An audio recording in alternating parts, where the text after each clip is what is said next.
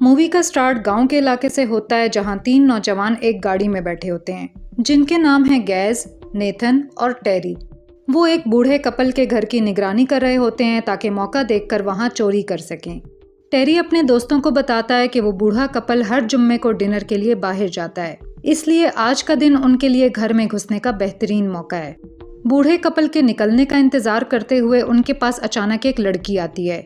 उसका नाम मैरी है, जो नेथन की गर्लफ्रेंड है। वो गुस्से से उसे डांटती है कि उसने उसकी गाड़ी क्यों ले ली, क्योंकि उसे पहले ही काम के लिए देर हो चुकी है। मगर नेथन दावा करता है कि उसे कुछ काम के सिलसिले में गाड़ी कुछ और घंटों के लिए चाहिए। कुछ लम्हों बाद बूढ़ा कपल आखिर घर से निकल जाता है और नौजवान घर में घुसने की तैयारी करने लगते हैं। मैरी को अंदाजा हो जाता है कि क्या होने वाला है और उसे भी अपनी गाड़ी की सख्त ज़रूरत है, लेकिन नेथन उसे यकीन दिलाता है कि वो सिर्फ 20 मिनट में वापस आ जाएंगे। आखिर वो बेदिली से गाड़ी में ही बैठी रहती है, जबकि नेथन गाड़ी की चाबी लेकर घर की तरफ रवाना हो जाता है। फिर तीनों लड़के दरवाजे की तरफ बढ़ते हैं और टेरी एक गमले के नीचे से चाबी निकालता है। जब वो घर के अंदर घुसते हैं तो नेथन और गैस उससे तिजोरी की जगह के बारे में पूछते हैं, मगर टेरी एतराफ़ करता है कि उसे बिल्कुल भी नहीं पता कि तिजोरी कहाँ है। ये सुनकर नेथन और गैस गुस्से से भर जाते हैं, क्योंकि टेरी ने उन्हें ये कहकर यहाँ बुलाया था कि इस घर में कैश से भरी हुई एक तिजोरी है। यहाँ हमें पता चलता है कि टेरी को ये मालूमात इसलिए मिली थी क्योंकि उसकी माँ इस घर में सफाई करने का काम करती है। इसके बाद गुस्से से भरा गैस घर के अंदर चीज़ें तोड़ना शुरू कर देता है। जो कुछ भी उसके हाथ लगता है वो उसे उठाकर फेंकने लगता है। जल्द ही वो एक कमरे में पहुँचता है जिस पर केट लिखा होता है। वहाँ उसे मुख्तलिफ डॉल हाउसेज मिलते हैं जिन्हें वो फाड़ना और तोड़ना शुरू कर देता है। उधर टेरी बेसमेंट में जाता है और वो तिजोरी ढूंढ लेता है जिसकी वो तलाश कर रहे थे। वो फौरन अपने दोस्तों को आवाज़ देता है और तीनों बहुत खुश हो जाते हैं। यहाँ पता चलता है कि गैस अपने साथ इलेक्ट्रॉनिक सेफ खोलने के औजार लाया है, लेकिन उनके लिए हैरत की बात ये होती है कि ये सेफ दरअसल एक कॉम्बिनेशन लॉक वाला है जिसे वो नहीं खोल सकते। ये बात गैस को शदीद गुस्सा दिलाती है और वो फिर से टेरी पर चढ़ाई करता है कि उसने ये बात क्यों नहीं बताई, लेकिन टेरी इसरार करता है कि उसकी माँ ने कभी इस बारे में कुछ नहीं बताया। फिर वो सेफ खोलने के लिए कई तरीके आजमाते हैं, मगर कोई भी तरीका कामयाब नहीं होता। आखिर में वो फैसला करते हैं कि जब वो कपल घर वापस आए तो उन्हें मजबूर करेंगे कि वो सेफ का कोड बताएं। फिर वो ऊपर जाकर टीवी देखने लगते हैं ताकि वक्त गुजारा जाए। इसी दौरान बाहर मैरी जोर से चीखने लगती है और अपने बॉयफ्रेंड को बाहर आने के लिए कहती है क्योंकि अब अंधेरा हो चुका है। उसकी चीखें सुनकर टेरी नेथन से गाड़ी की चाबियां मांगता है कि वो उसे काम पर ले जाएगा और फिर वापस आ जाएगा, मगर नेथन इनकार कर देता है। फिर नेथन मैरी को भी अंदर आने की दावत देता है। वो सूरत हाल में शामिल होने से हिचकिचाती है, लेकिन आखिर नेथन के इसरार पर राजी हो जाती है। बाद में गैस लाउंज में एक लड़की की तस्वीर ढूंढ लेता है और टेरी को छेड़ते हुए कहता है कि वो इस लड़की के लिए बिल्कुल ठीक है, लेकिन टेरी बताता है कि वो लड़की उस बूढ़े कपल की बेटी केट है जो मर चुकी है।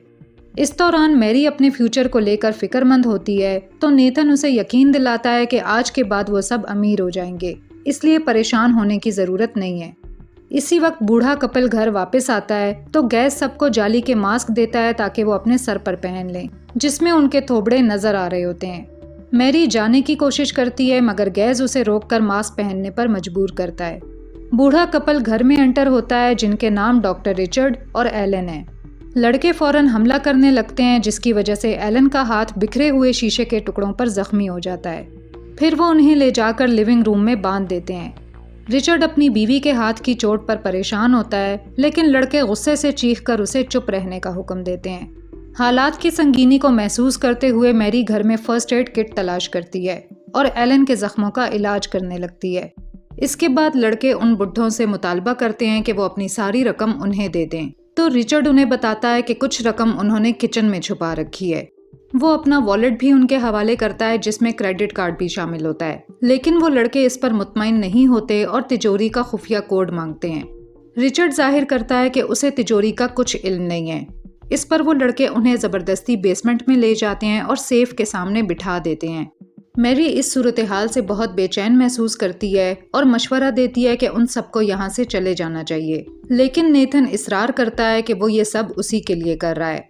इसके बाद वो रिचर्ड से सेफ का कोड मांगता है, लेकिन रिचर्ड खामोश रहता है। गुस्से में आकर नेथन रिचर्ड को जोर से थप्पड़ मारता है, लेकिन बूढ़ा आदमी फिर भी कुछ नहीं बोलता। उधर एलन शदीद डरी हुई नजर आती है और हमें पता चलता है कि वो डिमेंशिया की पेशेंट है, जिसकी वजह से वो अक्सर अपने इर्द गिर्द के हालात से उलझन का शिकार रहती है।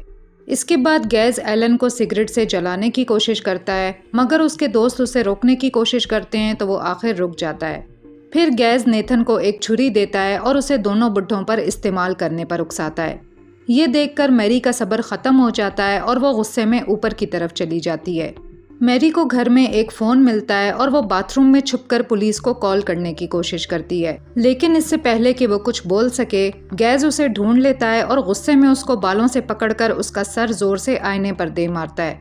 नीचे बेसमेंट में सबको मैरी की चीख सुनाई देती है, लेकिन नेथन को कोई खास फिक्र नहीं होती।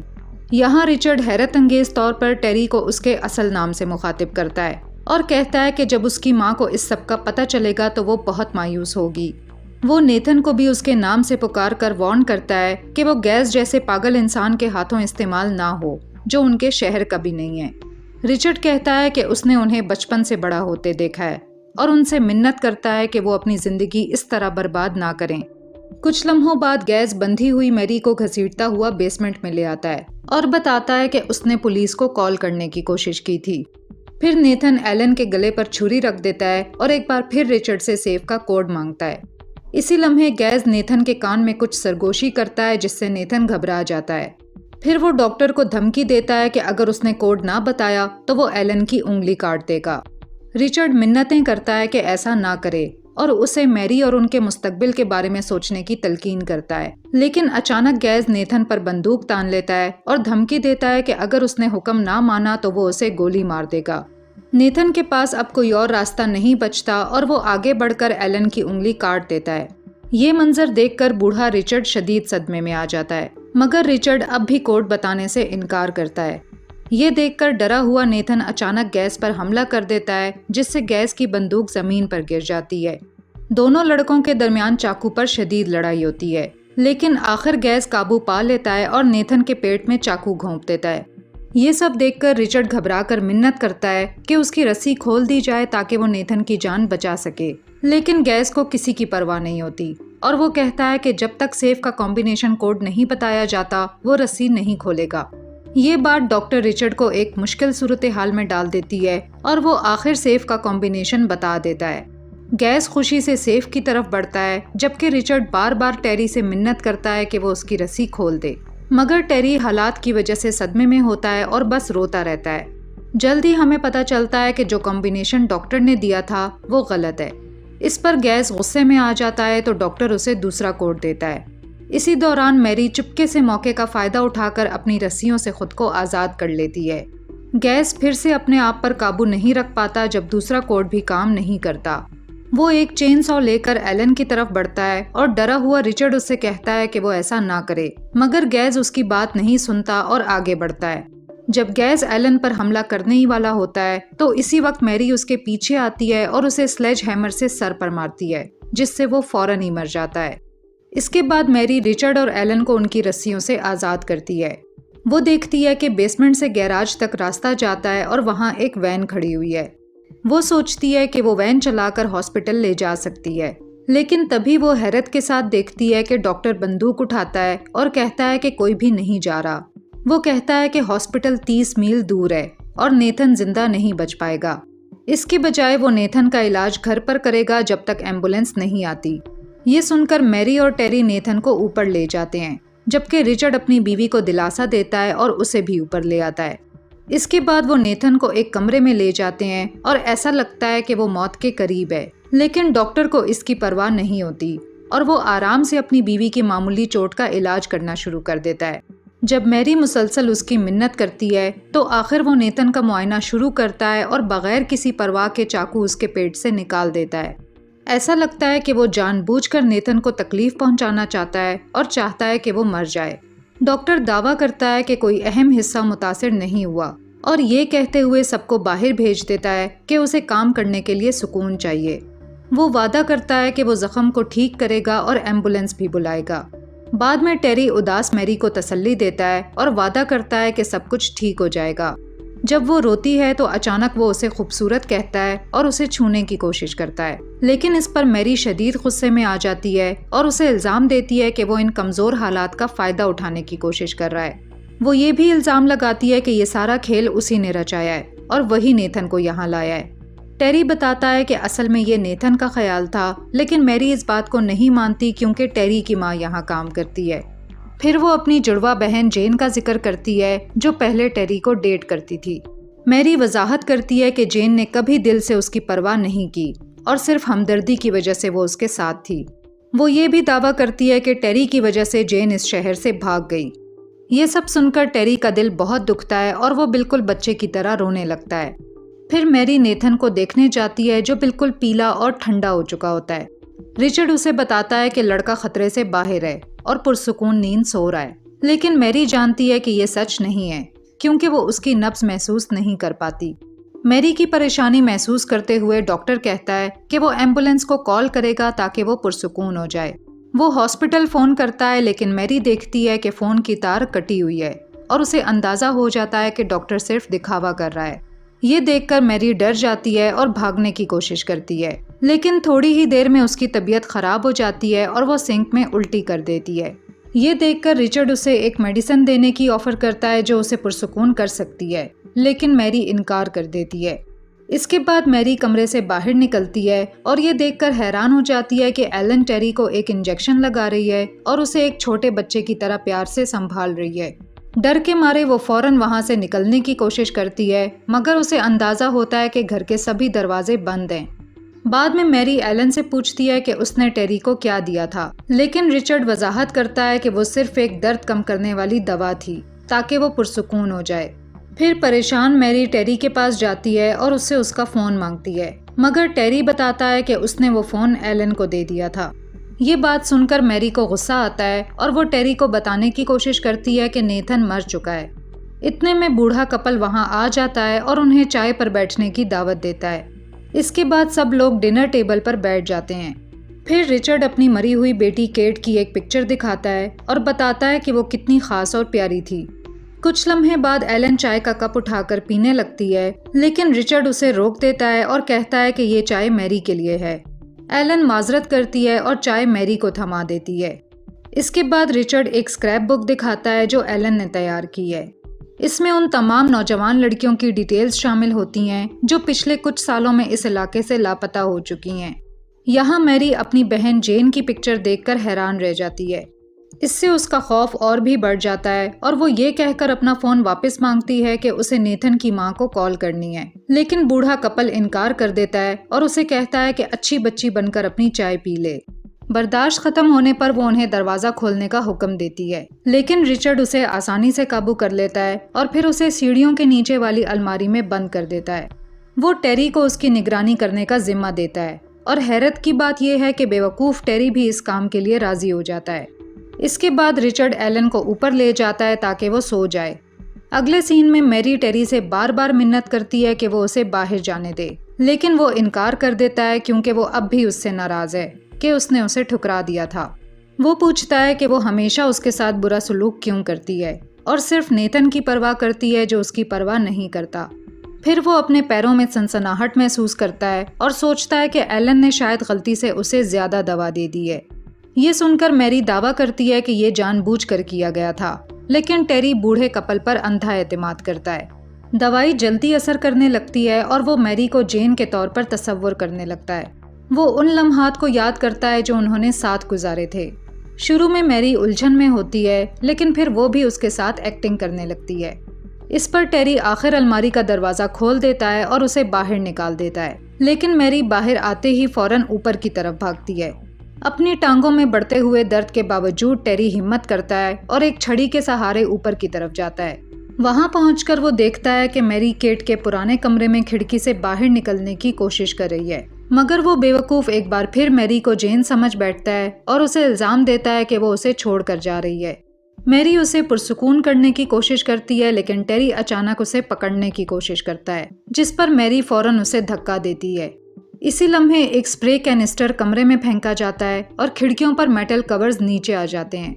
जैसे ही धुआं घर में फैलना शुरू होता है, दोनों को सांस लेने में मुश्किल होने लगती है। वो किसी तरह नीचे पहुंचने में कामयाब हो जाते हैं। इस खतरनाक सूरत हाल के बावजूद टेरी अब भी उस बूढ़े कपल के बारे में फिक्रमंद होता है और उन्हें बचाने पर इसरार करता है। मैरी उठती है और बाहर निकलने की कोशिश करती है, मगर धुएं में वो दोनों बुढ़े मास्क पहनकर अंदर आते हैं और उस पर हमला कर देते हैं।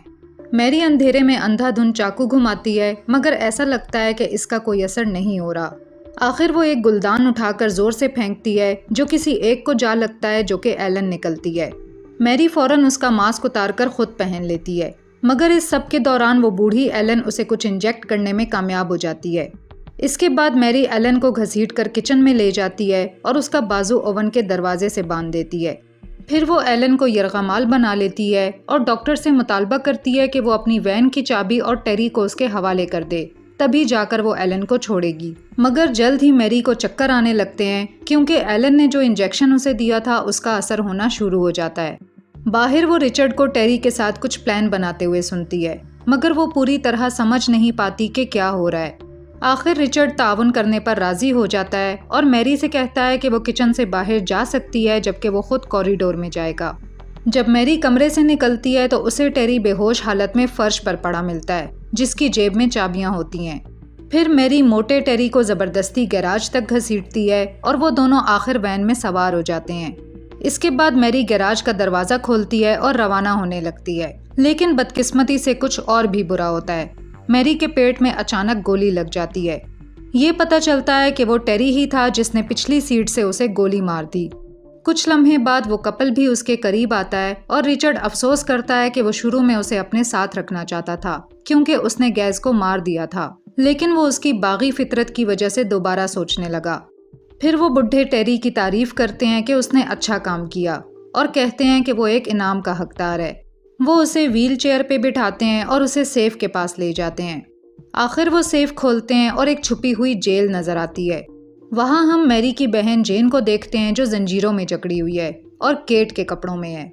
रिचर्ड वजाहत करता है कि उनकी बेटी की मौत के बाद एलन बहुत ज़्यादा दुखी हो गई थी, इसलिए उन्होंने कई लड़कियों को पकड़ लिया ताकि वो केट की जगह ले सकें, लेकिन उनमें से कोई भी एलन के लिए मुनासिब नहीं थी और आखिर उन्हें जेन मिली। मैरी भी अपनी बहन को रेयर व्यू मिरर में देखती है और फिर वो अपनी चोटों की वजह से दम तोड़ देती है। दूसरी तरफ टेरी को अपनी एक्स गर्लफ्रेंड जेन के साथ उसी कमरे में बंद कर दिया जाता है। फिर एक हफ्ते बाद का सीन दिखाया जाता है, जहां हम टेरी की मां को देखते हैं, जो उस बूढ़े कपल के घर में अपना काम खत्म कर रही है। दूसरी तरफ वो दोनों बुढ़े अपने बैकयार्ड में काम कर रहे होते हैं, जहां उन्होंने उन नौजवानों को दफनाया होता है। कुछ ही देर बाद टेरी की माँ उनके पास आती है, जो अपना काम ख़त्म करके वहाँ से जा रही होती है। वो बताती है कि उसका बेटा एक हफ्ते से घर वापस नहीं आया। ये सुनकर रिचर्ड उसे यकीन दिलाता है कि फ़िक्र ना करे, क्योंकि नौजवान अक्सर ऐसे ही घर से भाग जाते हैं। टेरी की माँ उनकी बात से इत्तेफाक करती है और घर से रवाना हो जाती है, जबकि वो दोनों बुढ़ा बुढ़ी एक दूसरे की तरफ खुशी से मुस्कुराते हुए देखते हैं और यहाँ मूवी ख़त्म हो जाती है। मूवी पसंद आई हो तो वीडियो पर लाइक और कमेंट ज़रूर करें और ऐसे ही मूवी रिकैप्स देखने के लिए चैनल को सब्सक्राइब करें। Thanks for watching.